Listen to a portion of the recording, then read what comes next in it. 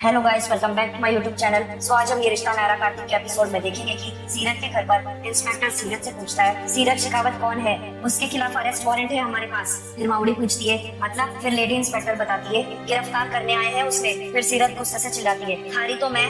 सीरत के सामने कार्तिक खड़ा होता है। फिर सीरत गुस्से से कार्तिक को कहती है अपने घर में बेइज्जती करके तसल्ली ना मिली थारे को, जो यहाँ भी आ गया पुलिस लेके।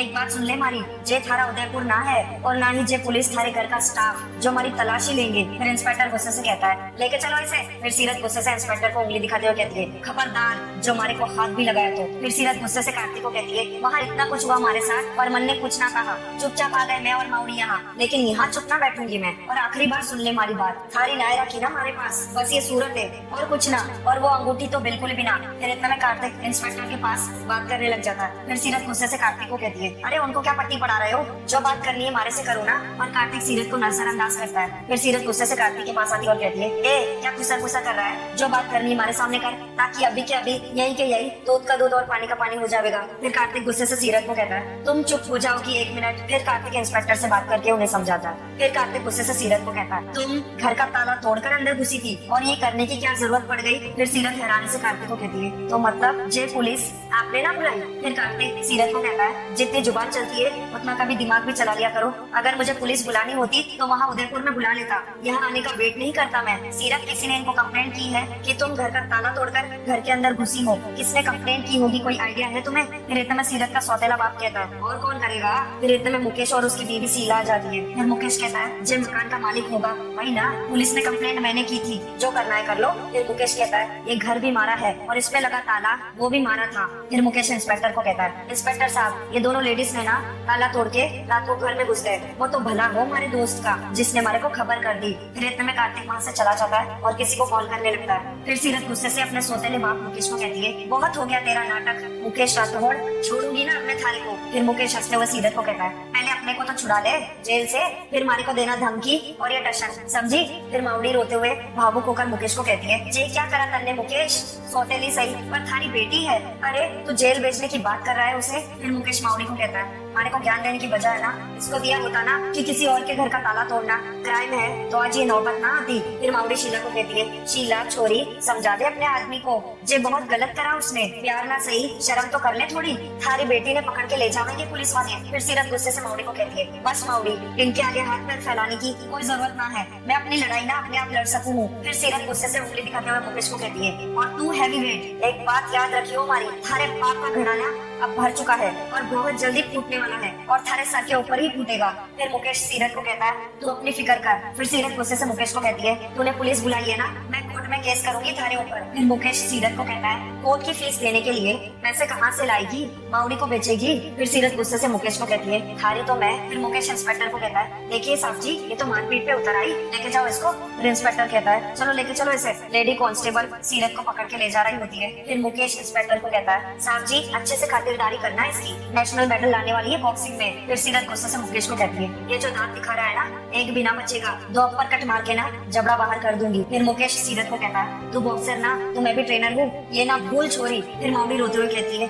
अरे मारी लाडो को कहाँ ले जा रहे हो, रोक ले सीला रोक ले। फिर सीरत माउडी को कहती है अरे बस माउडी भैंस के आगे बीन बजा के ना कोई फायदा ना है। फिर सीरत गुस्से से अपनी सगी माँ को कहती है अरे वो ब्यूटी पार्लर, एक अच्छी माँ ना बन सकी कम से कम एक बेटी ही बन जाए, हमारे पीछे से हमारी माउडी का ख्याल ना रख सकेगी ना, कोई ना पर कम से कम घर से भी ना निकालना उन्हें, समझी। फिर माउडी रोते हुए सीरत को कहती है तुम्हारी चिंता ना कर, तू अपने बारे में सोच। फिर सीरत माउडी को कहती है अरे तू टेंशन ना ले माउडी, कुछ ना कुछ जरूर हो जाएगा। फिर मुकेश ताना मारते हुए कहता है सीरत को रस्सी जल गई पर बनना गया था ना, कोई बात नहीं, जहाँ तो जा रही है ना वहाँ अच्छे अच्छों के बल निकल जावे है, तेरी सारी हेकड़ी निकल जाएगी। फिर सीरत गुस्से से मुकेश को कहती है अरे तू हमारी चिंता ना कर, और तू हफ्ते 10 दिन में जो बाहर आऊंगी ना सारी अकड़ और फूक निकाल दूंगी थारी, तू देख। उधर कार्तिक किसी से फोन पर बहुत ही इंपॉर्टेंट बात कर रहा होता है। फिर सीरत कार्तिक को कहती है कार्तिक जी हमारे को ना पता कि आप क्यों आए हो यहाँ, लेकिन प्लीज प्लीज हमारी माउडी का ख्याल रखना कार्तिक जी प्लीज। जैसे ही लेडी कांस्टेबल सीरत को पुलिस जीप में बिठाने लगती है कार्तिक चिल्लाते हुए आवाज देता है रुक जाइए। फिर कार्तिक इंस्पेक्टर को कहता है मेरी बात सुनिए। फिर इंस्पेक्टर कार्तिक को कहता है कहिए आप क्या इनके रिश्तेदार है।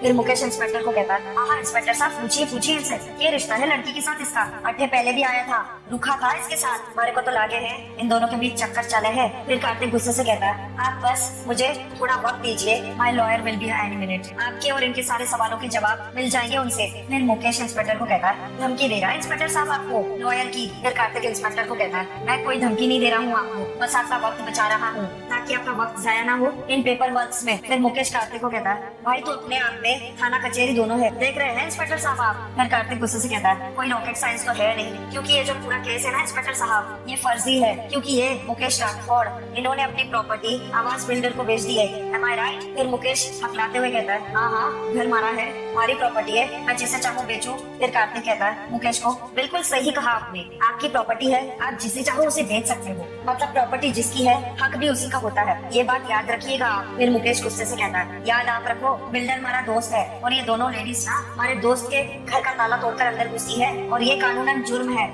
समझ जाओ आप। अब हो गई ना थारी LLB। फिर मुकेश इंस्पेक्टर को कहता है, वो साहब जी ले जाइए इसको, हो गया बस। फिर कार्तिक इंस्पेक्टर को कहता है, इंस्पेक्टर साहब मेरी बात सुनिए आप। फिर लेडी कांस्टेबल सीरत को पुलिस जीप के अंदर डाल देती है। माउडी कार्तिक को कहती है, कार्तिक बेटा तू ही बचा सकता है इसको। फिर इंस्पेक्टर कार्तिक को कहता है, सॉरी सर, आपको जो भी कहना है वो पुलिस स्टेशन में आकर कहिए, चलो ड्राइवर गाड़ी स्टार्ट करो। जैसे ही पुलिस की जीप ले जा रही होती है सीरत को, कार्तिक पुलिस जीप के सामने आ जाता है और कहता है, रुक जाइए। फिर इंस्पेक्टर जीप से बाहर निकलता है और कार्तिक को गुस्से से कहता है, व्हाट नॉनसेंस, क्या ड्रामा चल रहा है ये। फिर कार्तिक इंस्पेक्टर को कहता है, आपको मैंने कहा था ना कि मेरे लॉयर आ रहे हैं, वो देखिए। फिर इतने में लॉयर कार्तिक के हाथ में पेपर समाता है। फिर कार्तिक इंस्पेक्टर को बताता है, जिस प्रॉपर्टी की बात हो रही है इंस्पेक्टर साहब, ये उन्हीं के पेपर से देखिए आप, ये प्रॉपर्टी आज भी मिसेस कलावती के नाम पर है, आप चेक करिए प्लीज। जिस घर का ताला तोड़ने का इल्जाम लगा है ना इन पर, इन्हीं का घर है ये। इस मुकेश राठौड़ ने जिस बिल्डर को प्रॉपर्टी बेची थी, उन्हीं से वापस बाय बैक किया है अम्मा के नाम पर, मिसेस कलावती। आप प्लीज आप सीरत को बाहर निकालिए, प्लीज बाहर निकालिए। फिर मुकेश कहता है, वो ये कैसे हो सके है, जिसके पास खाने पीने के पैसे नहीं है वो मकान खरीदेगा।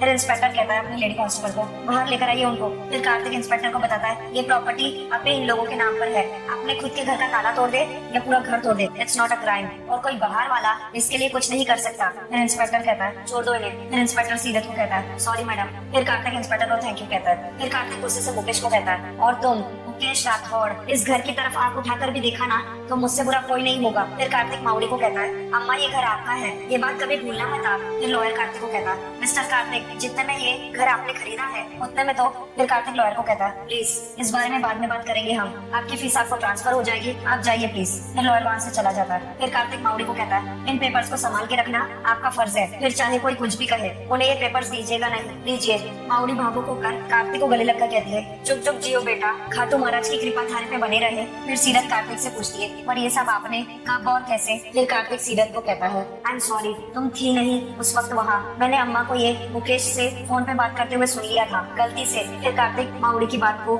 याद दिलाता है सीरत को। फिर कार्तिक सीरत को कहता है, सॉरी तुम्हें बताया नहीं, तुम्हें बुरा लग सकता है, लेकिन मैंने सोचा ये मेरी और अम्मा के बीच की बात होगी। फिर सीरत अपने मन में कहती है, ये आदमी बहुत अच्छा है, पर मारे को ना अच्छे लोगों की आदत ना है, खाटू महाराज प्लीज हमारी आदत ना खराब करो। फिर जैसे ही मुकेश जाने लगता है, कार्तिक मुकेश को रोकते हुए कहता है, अरे एक मिनट रुक जाइए। फिर कार्तिक माउडी को कहता है, अम्मा वैसे ये घर आपका ही है, क्या कहते हैं वो, मकान मालिक आप है, तो इन दोनों को वहाँ रहने देना है या नहीं, ये आपका डिसीजन होगा। फिर माउडी रोते हुए कहती है कार्तिक को, बच्चे बेपरवाह हो सके है बेटा, माता वो माता नहीं। फिर कार्तिक मुकेश को कहता है, ठीक है जाइए। फिर मुकेश गुस्से से शीला को कहता है, सब खाली बातें करती हो, काम दाम कुछ ना हो गए है तुमसे, एक बार भी पता ना कर पाई कि ये आदमी है कौन और थारी बेटी में क्यों इतना इंटरेस्ट ले रहा है। फिर शीला मुकेश को कहती है, वही तो मैं सोच रही हूँ मुकेश। फिर मुकेश गुस्से से शीला को कहता है, तुम सोचती रहो बस, जाके पता करो किसी से कि दोनों के दोनों उदयपुर क्यों गए थे। फिर शीला मुकेश को कहती है, पता तो करना पड़ेगा कि चक्कर क्या है, कोई ना कोई उदयपुर से आता जाता ही रहता है। फिर मुकेश कहता है, ठीक है देख ले। माउडी रोते हुए फिर माउडी कार्तिक को कहती है, हम तो बता के भी ना आए थारे को, अट्ठे वापस आ रहे हैं, फिर तू कैसे मारे यहाँ। फिर कार्तिक माउडी को कहता है, आप छोड़िए ये सब, मैं बस वो कायरफ कार में है, सो रहा है वो, अगर आप लोगों को एतराज ना हो तो मैं उसे बाहर निकाल सकता हूँ। फिर माउडी गुस्से से कार्तिक को कहती है, जब भी कोई पूछने की बात है। फिर इतने में सीरत भागकर कार की तरफ जाती है और कार का दरवाजा खोलने की कोशिश करती है, पर कार लॉक होती है। फिर इतने में कार्तिक कार के दरवाजे का लॉक ऑन कर देता है। सीरत कायरफ को कार से बाहर निकाल के अपनी गोद में उठा लेती है। फिर माउडी कार्तिक को कहती है, चल बेटा तू भी चल। फिर कार्तिक माउडी को कहता है, आप जाइए मैं सामान लेकर आता हूँ, जाइए। गोइंका विला में गायू रो रही होती है। फिर दादी गुस्से से गायू को कहती है, हे भगवान गायू, गायू हम तो परेशान हो गए तुमसे, रोज कोई ना कोई बात लेकर रोने लगती हो, अब आज क्या हुआ बताओ। फिर गायू गुस्से से दादी को कहती है, मुझसे पूछ रही है आप ताई जी, मेरी बहन के साथ इतना गलत किया आप लोगों ने, क्या वो किसी बड़े पर हाथ उठा सकती है? जो गलती मैंने की है आप लोग प्लीज वो सब मत कीजिए, वरना मेरी तरह आप लोग भी बहुत पछताएंगे। फिर सुरेखा गायू को कहती है, लेकिन गायू वो तुम्हारी बहन तो नहीं है ना? फिर गायू गुस्से से सुरेखा को कहती है, तो क्या कार्तिक ऐसे ही लेकर चला गया कायरव को उसके पास? आप लोग क्यों नहीं समझ रहे हो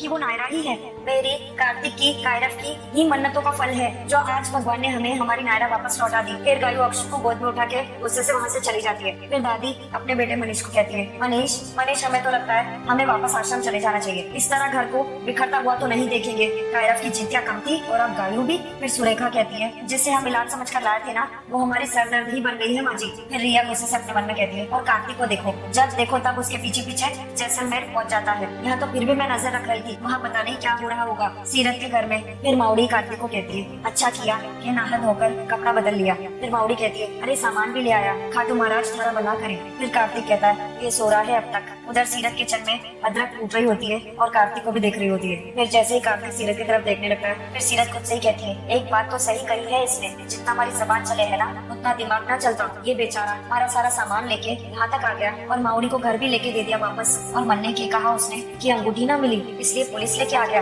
दिमाग खराब है थारा सीरत, तू बार बार उसने बातें सुनावे है और वो बार बार थारी मदद करे है, कैसे चुकावेगी इतने एहसान उसके? सीरत तू भी ना। फिर सीरत अदरक कूटते कूटते बेलन से अचानक से उसके हाथ से बेलन कार्तिक के बाजू पर जा गिरता है और कार्तिक को लग जाती है। फिर कार्तिक हैरानी से सीरत की तरफ देखता है। फिर सीरत खुद से कहती है, व्हाट माय लक। फिर सीरत कहती है, सॉरी सॉरी। फिर माउली गुस्से से सीरत को कहती है, ध्यान से करना। फिर सीरत कहती है, सॉरी सॉरी। फिर कार्तिक सीरत को कहता है, it's okay, it's completely okay. फिर माउली कार्तिक को बताती है, कल भी ऐसे हुआ था, चोरी के हाथ पाँव उसके बस में ना है। फिर माउली गुस्से से चिल्लाते हुए सीरत को कहती है, अरे थोड़ा तो ध्यान रखा कर छोरी, चल चला जल्दी से। फिर कार्तिक खुद से ही कहता है, अगर हो तो एक हेलमेट भी ला देना। फिर सीरत जैसे ही भाग के चाय लेकर आ रही होती है, फिर कार्तिक सीरत को कहता है, दूर से दूर से। फिर कार्तिक सीरत को कहता है, थैंक यू। फिर सीरत कार्तिक को कहती है, थैंक यू एक बार फिर से हमारी मदद करने के लिए। पहले के 7 लाख तो है ही, और आपके जितने भी हुए ना आप बता देना हमारे को, मैं धीरे धीरे करके चुका दूंगी। फिर कार्तिक सीरत को कहता है, हिसाब तो मैं कर चुका हूँ, हाँ हर रोज का 1 रुपया 10 पैसा जब तक हम जिंदा है। कार्तिक की बात सुनकर सीरत मुस्कुराने लगती है और कार्तिक भी मुस्कुरा रहा होता है सीरत के साथ साथ। फिर कार्तिक सीरत को कहता है, मैंने सिर्फ पैसे से मदद की है तुम्हारी, और तुमने जो किया है वो उसका एहसान मैं कभी नहीं चुका सकता।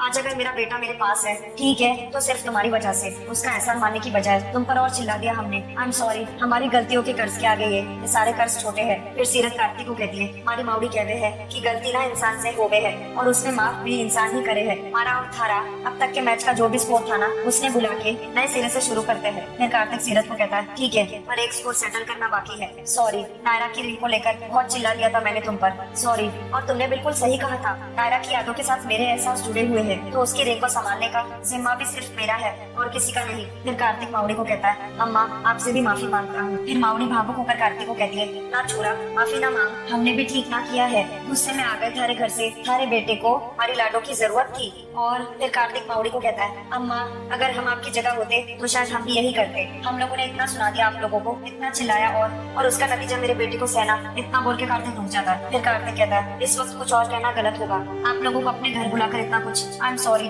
मैं एक्चुअली बस मेरा बेटा बीमार ना पड़ जाए, उसकी तबीयत खराब ना हो इसीलिए अपने साथ ले आया। एक बार बस कायरव नींद से उठ जाए, आप लोगों से बस कुछ देर मिल लेगा, फिर हम चले जाएंगे। फिर माउड़ी कार्तिक को कहती है, मारे को वहाँ ले जाने की बात ना कर सकती चूड़ा, पर थारे दोनों की अटके रुकने की बात तो हक से कर सकती हूँ। हाँ मतलब वो होटल जैसा सुंदर तो ना है जैसा थारा घर है, थारे को और थारे बेटे को बड़े प्यार से रखेंगे अटके। सो गाइस, आज का ये रिश्ता नायरा कार्तिक का एपिसोड यहीं पर समाप्त होता है। Thank you for watching.